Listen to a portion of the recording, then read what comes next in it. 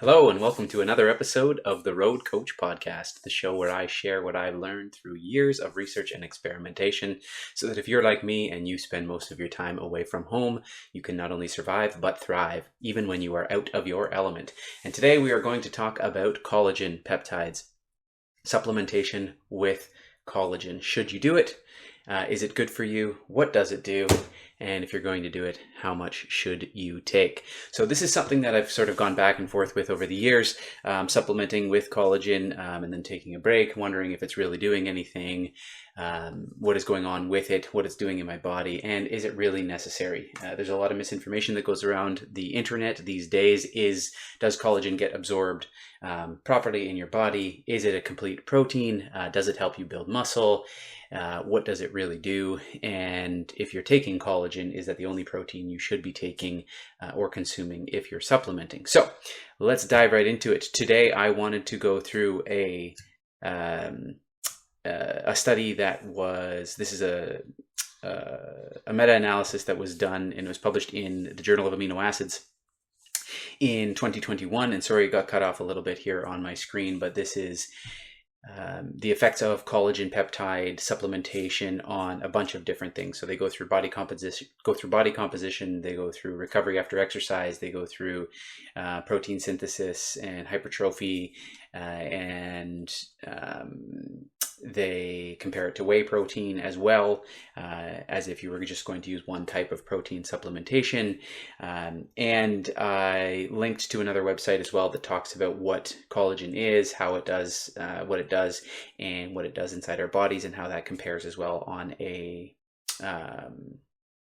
basic peptide level of what proteins are inside it and what each of them do inside our body. So as you can see here, I just highlighted a couple things from the introduction to this meta-analysis, which says that collagen peptide supplementation in conjunction with exercise may be beneficial for the management of degenerative bone and joint disorders, and it's likely due to the stimulatory effects that collagen and exercise has on the extracellular matrix of connective tissues, improving structure and load-bearing capabilities.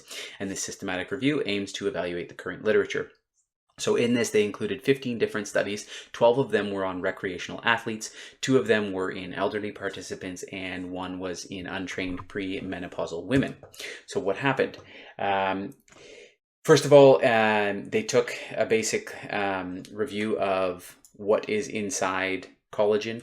It's got a high concentration of 3 basic amino acids: glycine, proline, and hydroxyproline, which create its characteristic triple helix structure. And so what happens is those basic amino acids, when it's hydrolyzed, they come in digestible forms already. So these peptides are already broken down, ready to be absorbed by our body. And you've heard me talk, if you listen to this podcast at all, about whether or not we can just take basic amino acids rather than protein that we break down into amino acids and then reabsorb. So collagen is one of those ones that's already broken down for us in hydrolyzed form, so that we can just absorb everything and use it right away inside our body. So then I linked to another website here called OP2 Labs, and they've got a blog post that they've written based on research as well, but just talking about what those amino acids are in collagen that you can't find elsewhere. So one of the important things that collagen contains is, as we mentioned, hydroxyproline, and it doesn't occur in any other proteins. So if you're taking a pea protein or a whey protein as your main protein supplement, or if you're eating meat as your main protein, a lot of the times the meat that we intake now is the meaty portion, not anything that would be connective tissue, like fat or tendons or things like that, or especially the collagen that's in bone. We don't eat that. So often, unless you're taking a bone broth, unless you're consuming a bone broth on a regular basis, or eating that specific connective tissue from your meats, you're probably not getting collagen or enough of it. Now, you can see here that the blog post from OP2 Labs says that hydroxyproline is one of the most critical chemical components for protein synthesis, and it means without it, your body cannot build or repair tissues, but it is considered a semi-essential amino acid. So what does semi-essential mean? Semi-essential means your body can create it, but it takes a lot of resource. So unless you have a lot of essential amino acids, you can't create semi-essential ones. And so the other thing that I would state there that's important to remember is that if you're taking, say, for example, a ton of whey protein or eating a lot of meat for your protein because you want to build muscle and you're doing resistance training or strength training in the gym, then you're going to use a lot of those amino acids just to repair your tissue, especially in your joints and tendons, if you're over exerting yourself. And then you're going to miss out on the benefits of, those specifically, tryptophan and leucine and lysine, things like that are going to build your muscles if you're using your amino acids to create hydroxyproline to just repair your joints. So it might be good, and we'll see what the research says here, to take hydroxyproline directly via collagen to make sure that you're getting enough of it to repair your joints, so that the protein you're taking to build your muscle is actually building your muscle for you. So when considering collagen versus whey protein, as they state here, keep the role of essential and semi-essential amino acids in mind. Without these compounds, it doesn't matter how many benefits a protein powder has, your body will still struggle to build and repair its tissues. So now back to the meta-analysis, the systematic review, that we were looking at, which is from the journal Amino Acids, published in September of 2021. So this is very recent data. So first of all, what we talked about was, or the first thing that they analyzed was, in 5 studies, they looked at whether collagen reduced joint discomfort, knee pain, and ankle and knee functionality. So what they studied here what they said here is that it had positive effects on those, including recovery from Achilles tendinopathy. The studies used 40 milligrams, 5 milligrams, and 10 grams 40 milligrams, 5 grams, and 10 grams per day doses of collagen. So they had effects in every single study, positive effects on your reducing joint discomfort and knee pain and improving ankle and knee functionality at any of those doses. So anything up to 10 grams per day of collagen seems to have positive effects, but the effect size was moderate, not great. So I think in some of the studies they had a 0.36 effect size, in some they had a 0.5 effect size. Anything less than 0.2 is considered negligible or a minor effect, and anything greater than 0.8 is considered a very strong effect. And so this was hovering 0.36 to 0.5 in these studies, means that it's a moderate effect. It does help, but it's not a massive game changer, let's say, when it comes to joint discomfort. Okay, and then they looked at body composition. So what happens with our body composition when we supplement with collagen? So what they found is that this was, again, multiple studies that they looked at. In one of the studies, they found a greater increase in fat-free mass and a decrease in body fat percentage and an increase in hand grip strength, suggesting a medium effect size with collagen. Another study found a significant increase in fat-free mass with collagen, and there was a significant increase in body fat mass with a placebo. So these are people that are doing resistance training and exercise, and they're finding very strong effects, large effects with a medium effect size when you're supplementing with collagen. Another study in recreational active men found a significant decrease in body mass and an increase in fat-free mass with collagen, whereas no change was observed in fat mass for either collagen or placebo. So we're talking about improved body composition when we're supplementing with collagen. So interestingly enough, not something that I would expect when it comes to collagen supplementation helping with joint reconstruction, etc., but it seems to have a moderate positive effect to overall body composition if you are supplementing with collagen while also being recreationally active. Now, recovery after exercise. So this is when we're talking about more significant exercise and resistance training. They looked at studies that measured this as well, and what they found was that there was a moderate effect size on perceived recovery. So how you feel you are recovering and your discomfort post workout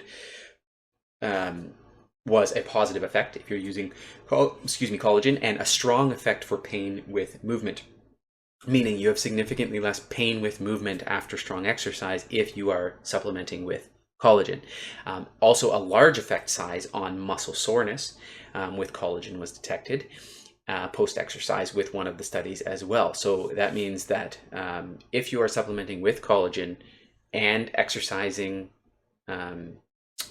with like a moderate exercise regime, and you're doing resistance training, you're exercising at a fairly high level, you will have significantly, these study participants had significantly less pain post-exercise and significantly less muscle soreness when they supplemented with collagen.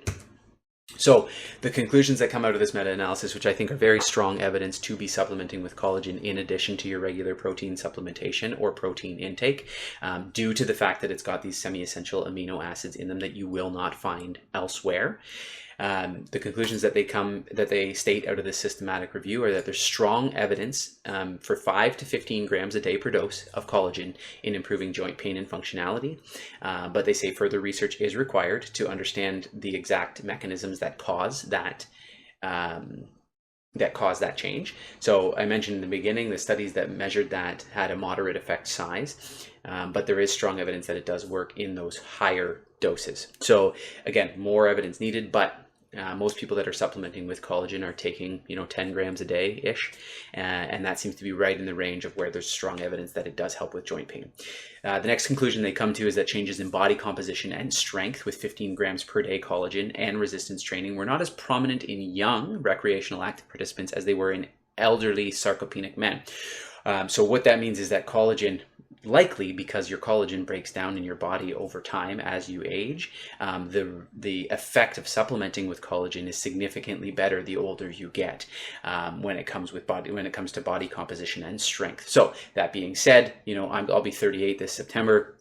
Collagen is something that I absolutely am supplementing with daily. I'm doing it at a 10 gram per day dose, but out of this, it looks as though, 15 grams per day is probably more ideal to get the effects that you want out of collagen. Also, personally, I box on it at an amateur level. And so we're often, the joints in the fingers and in the wrists tend to break down a lot more easily when you're constantly hitting things. And so collagen helps with that as well. So out of this, I'm actually considering upping my dose from 10 grams to 15 grams per day, especially on those heavy workout days. The next conclusion that they came up with is that exercise and vitamin C seemed to aid collagen synthesis. So when you're taking your collagen, if you take it with vitamin C, there are collagen supplements that you can get online that contain vitamin C in the mix already. But vitamin C is easy and cheap to get. So if you just get a chewable vitamin C tablet that you take with your collagen, it will synthesize it more effectively inside your body. And it says it should be consumed prior, about 60 minutes to exercise, to maximize your collagen synthesis. So keep that in mind as well. If you're one to take a shake before you go to the gym, adding your collagen to that shake right before you work out will maximize its effects.